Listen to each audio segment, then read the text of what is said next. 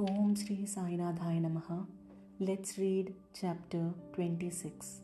Stories of Bhakta Panth, Harishchandra Pitale and Gopal Ambadekar. Preliminary. All the things that we see in the universe are nothing but a play of Maya, the creative power of the Lord. These things do not really exist. What really exists is the real absolute. Just as we mistake a rope of a garland or a stick for a serpent on account of darkness, we always see the phenomena, that is, things as they outwardly appear, and not the noumenon which underlies all the visible things. It is only the Sadguru that opens the eyes of our understanding and enables us to see things in their true light and not as they appear. Let us, therefore, worship the Sadguru and pray to him to give us the true vision, which is nothing but God vision. Inner worship. Hemad Panth has given us a noble form of worship. Let us, he says, use hot water in the form of tears of joy to wash the Sadguru's feet. Let us besmear his body with sandal paste of pure love. Let us cover his body with the cloth of true faith. Let us offer 8 lotuses in the form of our 8 sattvic emotions and fruit in the form of our concentrated mind. Let us apply to his head bukka, black powder, in the form of devotion and tie the waistband of bhakti and place our head on his toes. After decorating the Sadguru with all jewelry in this way, let us offer our all to him and wave chamar of devotion to ward off heat. After such blissful worship, let us pray thus: introvert our mind, turn it inward, give us discrimination between the unreal and the real, and non-attachment for all worldly things, and thus enable us to get self-realization. We surrender ourselves, body and soul, body consciousness and ego. Make our eyes yours, so that we should never feel pleasure and pain. Control our body and mind as you will and wish.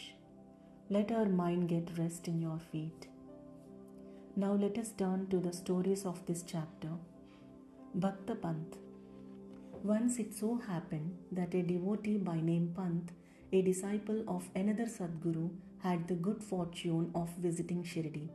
He had no mind to go to Shirdi, but man proposes one way and God disposes the other. He was travelling in a BBCI railway train where he met many friends and relations bound for Shirdi. They all asked him to accompany them and he could not say any. They alighted at Bombay while Panth got down at Virar. There he took the permission of his Sadguru for the Shirdi trip and after arranging for the expenses, left with the party for Shirdi. They all reached the place in the morning and went to the masjid at about 11 a.m. Seeing the concourse of the devotees assembled for Baba's worship, they were all pleased, but Panth suddenly got a fit and fell senseless. They were all frightened, still they tried their best to bring him to his senses. With Baba's grace and with pitchers of water, which they poured over his head, he regained his consciousness and sat upright as if he was just awakened from sleep. The omniscient Baba, knowing that he was a disciple of another Guru, assured him fearlessness and confirmed his faith in his own Guru by addressing him as follows: "Come what may, leave not, but stick to your bolster, support as Guru, and ever remain steady, always at one ment in union with him." Panth at once knew the significance of this remark and thus he was reminded of his Sadguru. This kindness of Baba he never forgot in his life. Harishchandra Pitale. There was a gentleman by name Harishchandra Pitale in Bombay. He had a son who suffered from epilepsy. He tried many allopathic and Ayurvedic doctors, but there was no cure. There remained only one way of remedy, as resorting to the saints. It had been stated in chapter 15 that Dasganu, by his inimitable and splendid kirtans, spread the fame of Sai Baba in the Bombay Presidency. Mr. Pitale heard some of these kirtans in 1910 and learnt therefrom and from others that Baba, by his touch and mere glance, cured many incurable diseases. Then a desire arose in his mind to see Sai Baba. Making all preparations and taking presents and fruit baskets, Mr. Pitale came to Shirdi with family, wife, and children. He then went to the masjid with them, prostrated before Baba, and placed his sick son on Baba's feet. No sooner Baba saw the child than an untoward thing happened. The son immediately revolved his eyes and fell down senseless. His mouth began to foam and his whole body began to perspire profusely, and it seemed as if he breathed himself out. Seeing this, the parents became very nervous and excited. The boy used to get such fits very often, but this fit seemed to persist long. Tears began to flow ceaselessly from the mother's eyes, and she began to wail, crying that her condition was like that of a person who, being afraid of the robbers, ran into a house which collapsed on him, or like a cow fearing a tiger ran into the hands of a butcher, or like a traveler who, being tormented by the heat of the sun, went to take refuge under a tree which fell upon him, or like a devout person going for worship into a temple which collapsed upon him. Then Baba comforted her, saying, "Do not wail like this. Wait a bit. Have patience. Take the boy to your lodging. He will come to his senses within half an hour." They did as directed by Baba and found that his words came true. As soon as he was taken into the Vada, the boy recovered, and all the Pitale family, husband, wife, and others were very delighted, and all their doubts disappeared. Then Mr. Pitale went with his wife to see Baba and prostrated himself before him very humbly and respectfully, and sat shampooing his legs and mentally thanking Baba for his help. Baba then smilingly said, "Are not all your thoughts, doubts, and apprehensions calmed down now? Hari will protect him, who has got faith and patience." Mr. Pitale was a rich and well-to-do gentleman. He distributed sweetmeats on a large scale and gave Baba excellent fruits and pan. Mrs. Pitale was a very sattvic lady, simple, loving, and faithful. She used to sit near the post, staring at Baba with tears of joy flowing down from her eyes. On seeing her of an amicable and loving nature, Baba was much pleased with her. Like gods, saints are always dependent on their devotees, who surrender and worship them with their heart and soul. After passing some happy days in Baba's company, the Pitale family came to the masjid to take Baba's leave to depart. Baba gave them modi and blessings and called Mr. Pitale close by and said to him, "Bapu, I had given you before 2 rupees. Now I give you 3 rupees. Keep these in your shrine for worship and you will be benefited." Mr. Pitale accepted these as prasad, prostrated himself again before Baba and prayed for his blessings. A thought arose in his mind that as this was his first trip to Shirdi, he could not understand what Baba meant when he said that he had given 2 rupees previously. He was curious to have this mystery solved, but Baba kept silent. When Mr. Pitale returned to Bombay, he narrated to his old mother all that had happened at Shirdi and the mystery about Baba giving him 2 rupees formally. The mother also did not understand the mystery, but thinking seriously about this, she was reminded of an old incident which solved the mystery. She said to her son, "As you now went to Sai Baba with your son, so had your father done.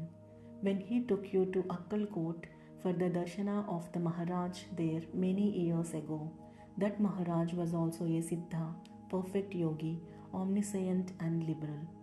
Your father was pure, devout, and his worship was accepted. He then gave your father 2 rupees for being kept in the shrine and worshipped. Your father worshipped them accordingly till his death, but thereafter the worship was neglected and the rupees were lost. After some years, the memory of these 2 rupees also disappeared, and now, as you are very fortunate, the Akkalkotkar Maharaj has appeared to you in the form of Sai Baba just to remind you of your duties and worship and to ward off all dangers. Now, beware henceforth, leave off all doubts and bad thoughts, follow your ancestors and behave well. Go on worshipping the family gods and the rupees, apprise properly, and take pride in the blessing of the saints. Sai Samartha had kindly revived the spirit of bhakti in you, cultivate it to your benefit. Hearing the remarks of the mother, Mr. Pitale was very much delighted. He came to know and was convinced about the all-pervasiveness of Baba and the significance of his darshana. Thenceforward, he became very careful about his behavior. Mr. Ambedkar. Mr. Gopal Narayan Ambedkar of Pune was a devotee of Baba. He served for 10 years in the Abkari department in the Thana district and in Jawhar state, from where he had to retire. He tried to get some other job, but he did not succeed. He was overtaken by calamities and his condition grew from bad to worse.